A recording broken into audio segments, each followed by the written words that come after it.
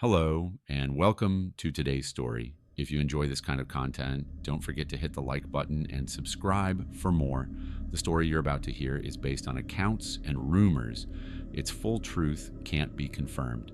Now sit back, relax, and let's dive right in. I stumbled onto the address by accident, a throwaway line buried deep in some forgotten forum thread. The kind of place where no sane person ventures unless they're looking for trouble. The web link was encrypted, disguised inside layers of code and onion routing. Now, the kind of gateway you don't just Google. They called it the Red Room. At first, I thought it was just another urban legend, a sick joke brewed in the depths of the dark web. You know the type.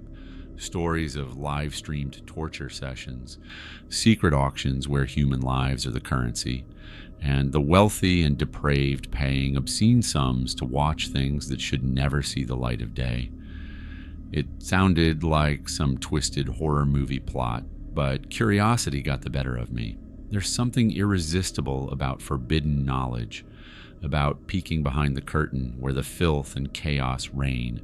So I set out to find it. It wasn't easy. I had to navigate through proxy servers, cracked passwords, and dodgy forums filled with warnings and faded red text. Don't look. You won't come back the same, but I wanted to see, to prove it was all bullshit. The deeper I went, the heavier the air felt, like the digital world around me was suffocating, closing in. The links twisted into dead ends or redirected to encrypted files with names that sent chills down my spine. Every click felt like stepping further into a pit where the shadows swallowed your sanity whole. Then finally, the screen flickered, the URL loaded, a minimalist page, blood-red background, a single countdown timer ticking down in the corner. No fancy ads, no distractions, just a cold, ominous countdown, and a chat box where users' names flashed in cryptic codes. This was it. The gateway to the Red Room. Chat was alive with hushed conversations. People posting in broken English and strange ciphers, trading information about the next show, the next victim, the next performance. I watched, frozen, as others placed bids, not on objects, but on people. Real people. Living, breathing, screaming souls. The air in the room felt electric with cruelty, a cocktail of lust, violence, and pure, unfiltered evil. The rules were simple: anonymity guaranteed, no questions asked. The hosts claimed to deliver experiences tailored to the sickest appetites. But what terrified me most was the casual tone, the way these people talked like it was just another Sunday night entertainment. Then the feed started. The screen split. One side showed a dimly lit room with a single figure tied to a chair, gagged, eyes wild with terror. The other side was the bidders' reactions. Messages flooding in, laughter, insults, cruel jokes, all drenched in a kind of detached sadism that made my stomach twist. Every scream, every tear, every gasp for air was met with cold calculation, with joy. I wanted to look away, but I couldn't. The sick part of me was glued to the screen, watching this nightmare unfold like some grotesque theater. The lines between reality and digital fantasy blurred. The horror was no longer a story or a film. It was happening right in front of me, live. I felt my skin crawl, but I kept watching. I was trapped in that red hell, hypnotized by the primal ugliness of it all. And somewhere deep inside, I knew this wasn't just entertainment. This was a mirror, a reflection of the darkest recesses of humanity, of the monsters hiding behind screens and masks, just waiting for someone to find the Red Room. I shouldn't have looked, but now there's no turning back. After that first glimpse into the Red Room, I was hooked and fucked. The way that screen pulled me in like a trap snapping shut on some poor animal. I spent nights crawling deeper into the dark web, chasing down whispers, hunting for any scrap of information that could lead me back. And the more I dug, the worse it got. There's a sick rhythm to the whole operation. The Red Room wasn't just a random pit of chaos, it was a twisted production, meticulously crafted for maximum depravity and control. The hosts weren't amateurs, they were cold, calculating, and utterly ruthless. They understood what made people tick, what shattered the mind, what made the darkest instincts bubble up like poison.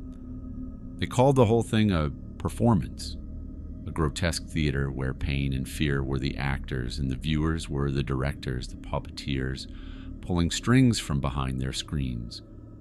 The victims, if you could call them that, were carefully chosen. Sometimes they were desperate addicts or lost souls sold by predators. Sometimes people snatched off the street with no one left to care. The hosts never wasted a good star.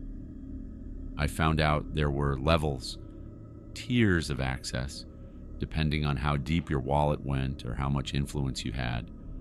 At the lowest levels, you'd see shadows, muffled sounds, snippets of chaos, like a sick teaser. At the top tiers, you got the full, unfiltered broadcast, HD, real-time, raw, and brutal. The kind of stuff no normal mind could stomach without cracking. And it wasn't just torture for the sake of torture. There was a narrative to it, a 6-story arc designed to twist the minds of the watchers. Each episode was carefully planned. The setup, the breaking point, the crescendo of agony, and then the cruel aftermath. The hosts knew how to keep their audience hooked, craving more. They even had specials, themed nights where they'd throw in unexpected elements. Psychological mind games, betrayals, or grotesque competitions between victims. But the bidders, the viewers, were the true stars in the darkness. They weren't just passive observers. The platform was interactive. They sent in commands, voted on the next move, even sent in challenges. Their voices dictated the fate of those trapped behind the screens. I read chat logs where they'd debate what kind of torture would bring the best reaction, trading tips like hunters swapping secrets. The money flowed like blood. Cryptocurrency, of course, untraceable, anonymous. The hosts took their cut, but the real cash went to the shadowy players, the ones who placed the biggest bets, the masterminds lurking in the background, pulling strings and watching the world burn from their high towers. I started tracking some of these players, profiles, handles, aliases, rich men with nothing better to do than watch humans suffer for kicks. Politicians, businessmen, even supposed law enforcement. The irony was thick enough to choke on. They hid behind layers of encryption and fake IDs. But the trail, though faint, was there.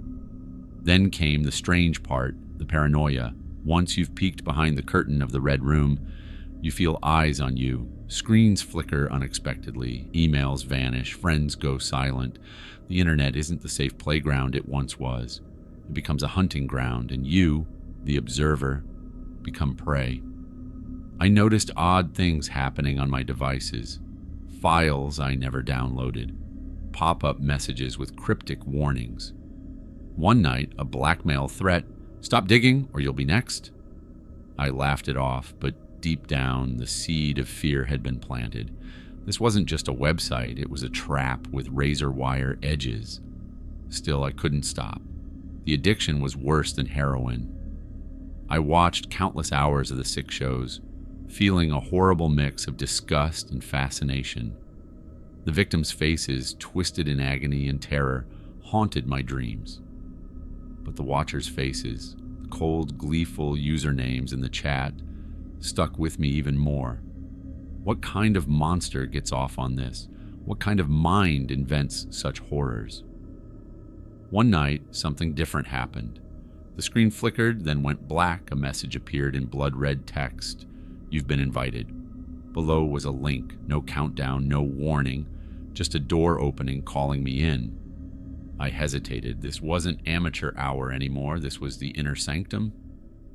The real deal. I clicked. The page loaded with a slow, deliberate grace, revealing a new interface. This wasn't just watching anymore, this was participation. Commands, voting polls, live audio feeds. I was now part of the twisted game. My input mattered. The tension was suffocating. I felt my heartbeat hammering in my ears as I read the first challenge. Choose the next victim's fate. My fingers hovered over the keyboard. This wasn't some horror movie where I could walk away. This was real. I was hooked, tangled in the web of cruelty I never wanted to know existed. And now, I was part of it. The moment I crossed that line, everything changed. I wasn't a mere spectator anymore. I was a participant, a cog in this grotesque machine. The screen's glow became my world's only light. Every second stretched like an eternity, each click dragging me deeper into madness. The chat exploded with anticipation. Commands poured in from faceless bidders who treated human agony like a twisted game show. Every suggestion more brutal, more sadistic than the last. The bloodlust was palpable. The screen showed the victim, her eyes wild with terror, sweat dripping down her pale face, her body trembling in the cruel grip of restraints that bit into her flesh. The hosts had outdone themselves. The room was a chamber straight from hell, dim lights, sharp tools hanging on hooks, a chilling soundtrack of distorted whispers and screams looping faintly in the background. Every detail calculated to break her mind and body. I felt a cold knot tighten in my stomach. The chat demanded choices. Should the next blow come from the whip or the knife? Blindfold or no blindfold? How long should the torment last? The bids rose, voices arguing over which method would yield the best performance. I was supposed to pick, and in that moment I understood the true sickness behind the red room.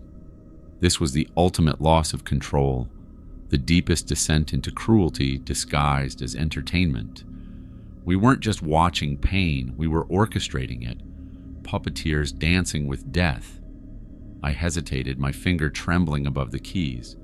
Then a voice whispered in my head, "Everyone else is doing it. This is survival, or madness, or both." So I chose. Whip, no blindfold. The chat erupted in cheers and vile laughter. The victim's sobs grew louder, her cries piercing through the static crackle of the feed. The whip cracked like thunder, slicing through the stale air. Her body jerked violently, every lash a symphony of suffering. My mind shattered in pieces. Part of me wanted to scream to shut it all down, but I was paralyzed, caught in the eye of this storm, watching myself become the monster I'd always feared. Minutes dragged by, an endless spiral of torment. The chat's sadistic bidding war continued. Sharpen the knife, pour the acid, bring in the strangers. The victim's screams twisted into incoherent shrieks, her spirit flickering like a dying flame. Suddenly, the feed glitched. The screen flickered violently, then froze. For a terrifying second, the only sound was the pounding of my own heartbeat. Then a message appeared. Do you want to see what lies beyond the pain? To witness the real nightmare? It wasn't a question, it was a summons. My cursor hovered over the link. Against every instinct screaming at me to run, I clicked. The screen went black, then a new feed loaded. This was no longer a room, it was a labyrinth. Twisting corridors drenched in shadows, walls pulsing like living flesh.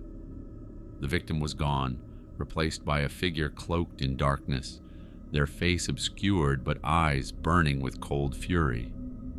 A distorted voice echoed through the speakers, whispering secrets no one should hear. Tales of ritualistic horror, of sacrifices made in the name of something ancient and unholy. The watchers, no, the cultists, were no longer mere bidders. They were worshippers feeding a dark hunger far beyond flesh and blood. The interface changed. Commands were replaced by riddles, choices by moral tests. Every decision pulled me deeper into a nightmare where reality bled into madness. The screen's red glow turned into black, swallowing me whole. I realized then that the Red Room was never just about pain. It was a gateway, a beacon for something ancient and vile lurking beneath the surface of our digital age. And I was trapped inside its web.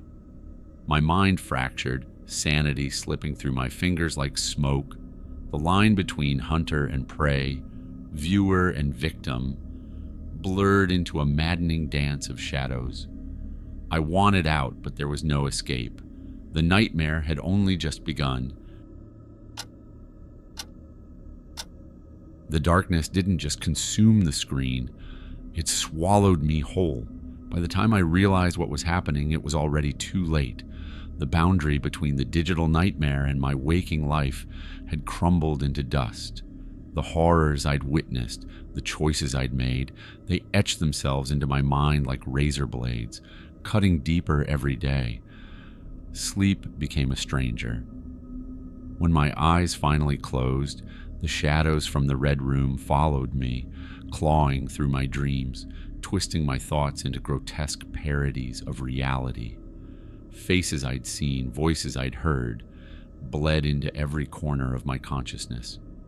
I was a prisoner of that blood-red glow. I tried to pull away, tried to forget, but the invitation lingered in my inbox, a silent promise of what waited if I returned. Like a parasite burrowing beneath my skin, it gnawed at my resolve. The lines between observer and participant had vanished. I was complicit, stained with a darkness that no amount of light could wash away. The watchers, the hosts, the bidders, they weren't just faceless monsters behind screens. They were reflections of what I could become, what we all could become when we looked too long into the abyss. One night, the screen flickered again. A message appeared, cold and direct. You cannot leave. The game chooses you. I understood then that the Red Room wasn't just a website, a dark corner of the internet.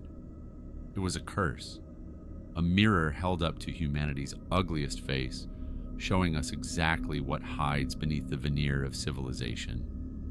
My world collapsed into silence. Friends vanished, my job slipped through my fingers, and the only constant was the screen's blood-red glare. The nightmare was no longer confined to the dark web. It was inside me, festering, growing. I am trapped in this hellscape, a ghost in a machine that feeds on fear and cruelty. Every choice I made led me here, to this abyss where hope is a forgotten word and mercy is a lie. The Red Room waits, always waiting for the next lost soul foolish enough to look. And maybe, just maybe, that soul is you. Because once you enter, there is no leaving.